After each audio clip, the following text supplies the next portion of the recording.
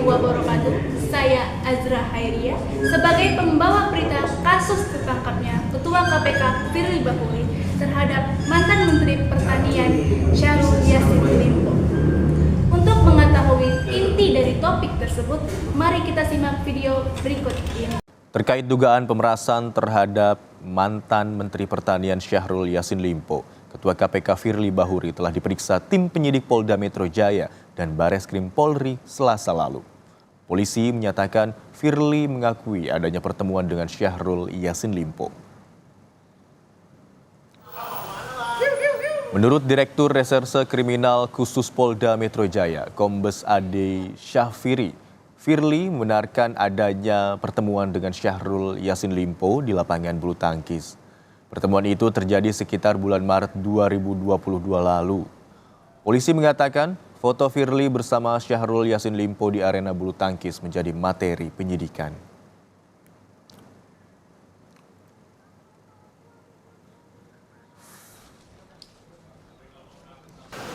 Terkait dengan foto yang beredar juga menjadi bagian dari materi penyidikan yang kita lakukan.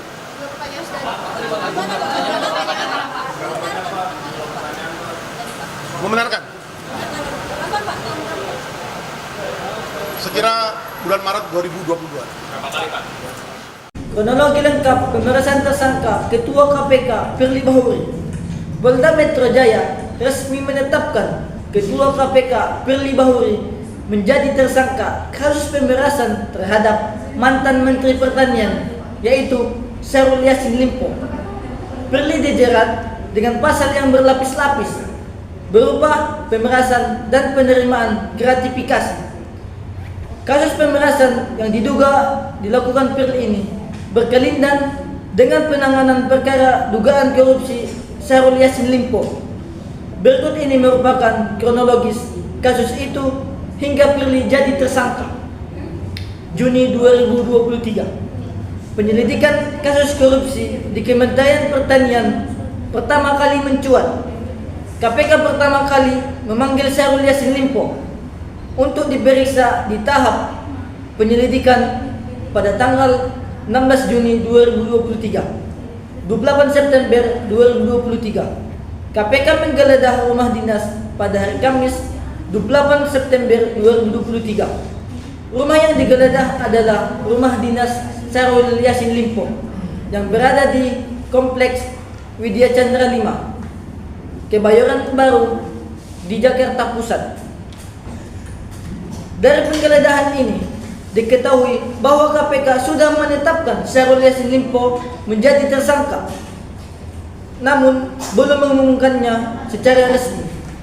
4 Oktober 2023, ketika kabar penetapan tersangka itu tersebar atau tersiar, Syahrul Yassin Limpo sedang tidak ada di Indonesia.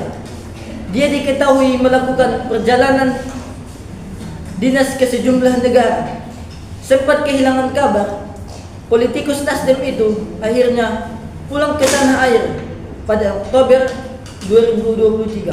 Pada tanggal 7 Oktober 2023, Polda Metro Jaya akhirnya menangani kasus pemerasan Firly Bahuri dan penyelidikan ke penyidikan. Foto pertemuan Firly Bahuri dengan Syahrul Yassin Limpo akhirnya tersebar di dunia media sosial. Foto itu menunjukkan bahwa Firly sedang berbicara dengan Syahrul Yassin Limpo di sebuah lapangan bulu tangkis pada bulan Maret 2022 lalu.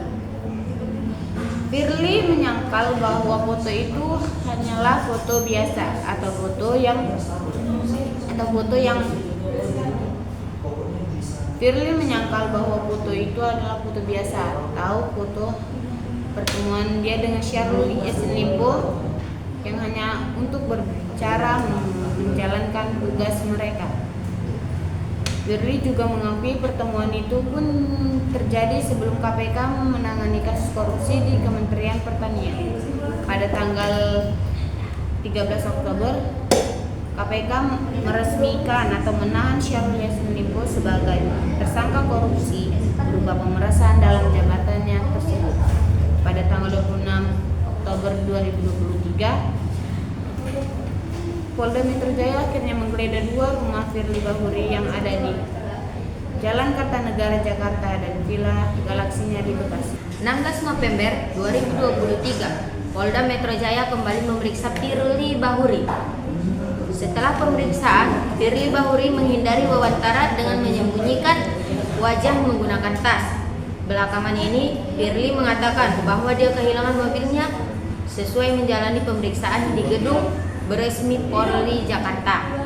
22 November 2023, Polda Metro Jaya resmi mengumumkan Firly menjadi tersangka kasus pemerasan dan dugaan penerimaan gratifikasi. Penetapan tersangka ini dilakukan setelah gelar prakara yang dilakukan di hari yang sama. Polda menyatakan sudah menyita sejumlah bukti dan memeriksa 91 saksi. Setelah kami menjelaskan kronologi bagaimana tertangkapnya Ketua KPK Firly Bahuri, selanjutnya kami akan menjelaskan inti dari masalah tersebut. Gugatan peradilan yang diajukan Ketua KPK ditolak oleh Hakim Tunggal yang bernama Imelda Herawati. Keputusan ini disampaikan dengan alasan dalil ditolak, lantaran dalil tersebut merupakan materi pokok perkara.